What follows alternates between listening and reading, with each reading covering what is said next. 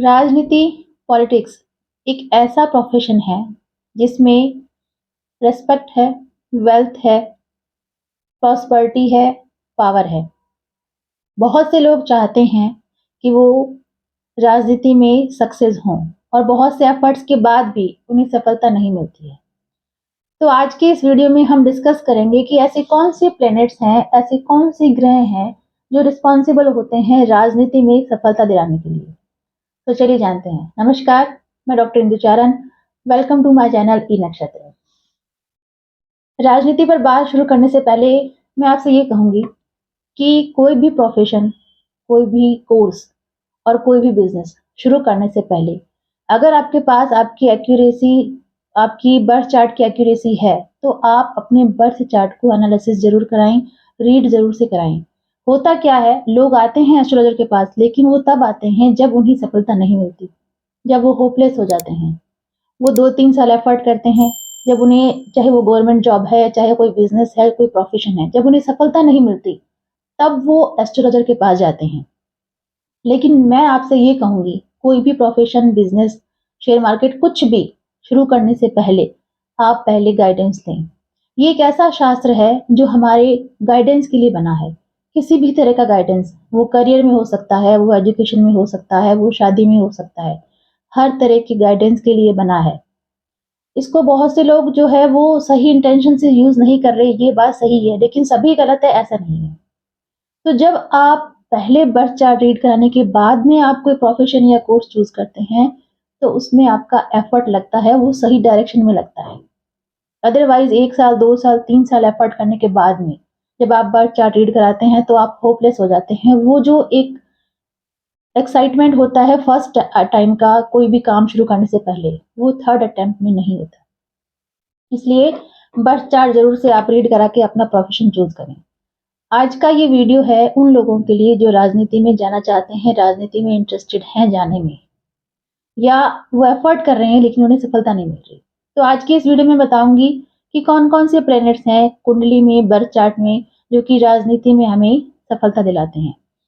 सबसे पहले तो सूर्य। सूर्य जैसे कि नाम से पता है, राजा है, राजयोग बनाता है। वो बर्थ चार्ट में कहाँ प्लेस्ड है? राहु नीतिकारक ग्रह है, मंगल जो कि शासन कराता है, लीडरशिप के गुण देता है, और चंद्रमा। ये 4 प्लैनेट्स अगर आपकी बर्थ चार्ट में अच्छे से प्लेस्ड हैं, तो आपको राजनीति में सफलता दिलाएगा। अब सबसे पहले बात करूंगी सूर्य।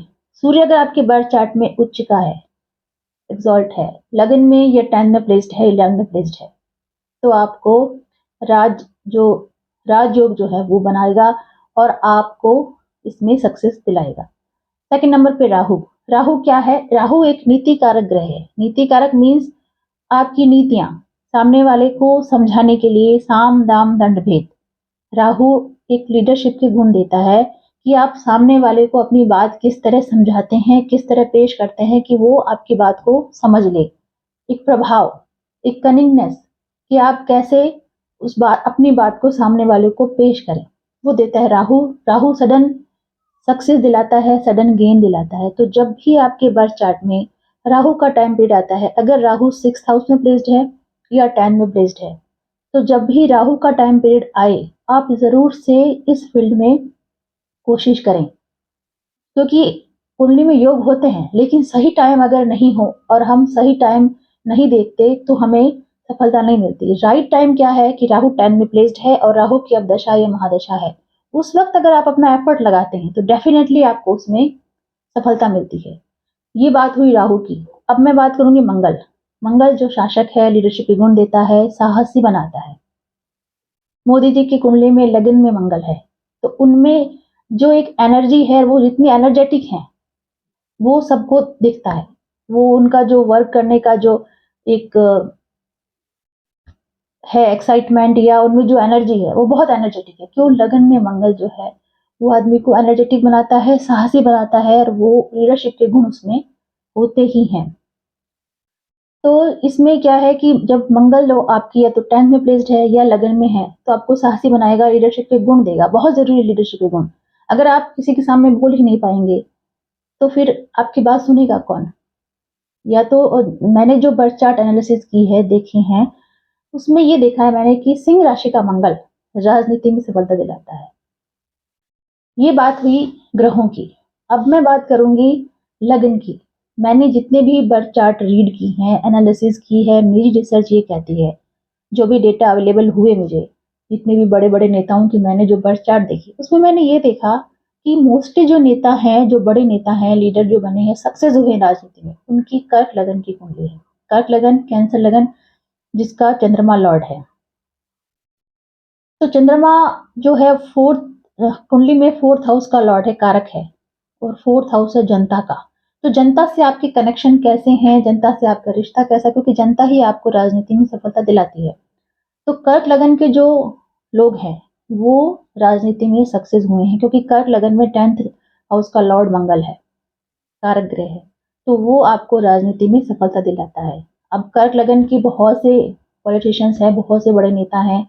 अगर मैं नाम लूँ तो नेहरू जी हैं, इंदिरा जी हैं, मुलायम सिंह जी हैं, शीला दीक्षित, करुणानिधि जी और सोनिया गांधी जी, और भी बहुत से बड़े नेता हैं। अगर मैं नाम लूँ तो बहुत से लोग हैं जो कर्क लगन के हैं, उनको राजनीति में सफलता मिली है। अब आप अच्छे से ये समझ गए कि कौन-कौन से प्लैनेट्स रिस्पॉन्सिबल हैं राजनीति में सफलता के लिए, कौन-सा लगन जो है वो इम्पोर्टेंट है राजनीति में सफलता के लिए। अब एक रेमेडी, अभी चुनावी माहौल है और बहुत से लोग जो हैं, बहुत से लोग नहीं, मोस्टली लोग जो हैं, वो ये चाहते हैं कि हमें जीत मिले।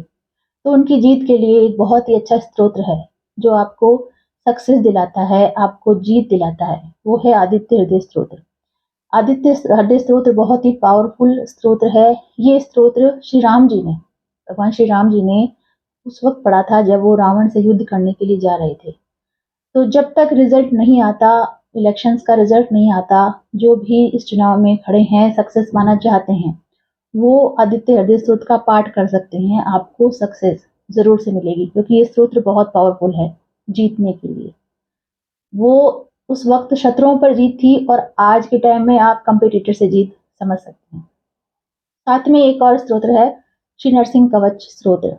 ये भी जो शत्रुओं पर विजय पाने के लिए है। शत्रु तो नहीं कहूँगी क्योंकि आज शत्रु नहीं है, आपके कॉम्पिटिटर से आपको जीत दिलाने के लिए है। आप इसका पाठ भी कर सकते हैं। एक है माँ बगलामुखी जी का मंत्र। आप नेट से यूट्यूब पर डाउनलोड करके माँ बगलामुखी जी मंत्र का अगर आप चैंट करते हैं, तो भी आपको जीत हासिल होगी। आप इन तीनों में से जो आपको सूटेबल लगे आपके अकॉर्डिंग, आप इन स्तोत्र का पाठ करके आप इस चुनाव में विजय हासिल कर सकते हैं, जीत हासिल कर सकते हैं। तो आज के इस वीडियो में मैंने आपको बताया ग्रह कौन से रिस्पॉन्सिबल हैं, कौन से स्तोत्र करने चाहिए जीत हासिल के लिए। Thank you so much.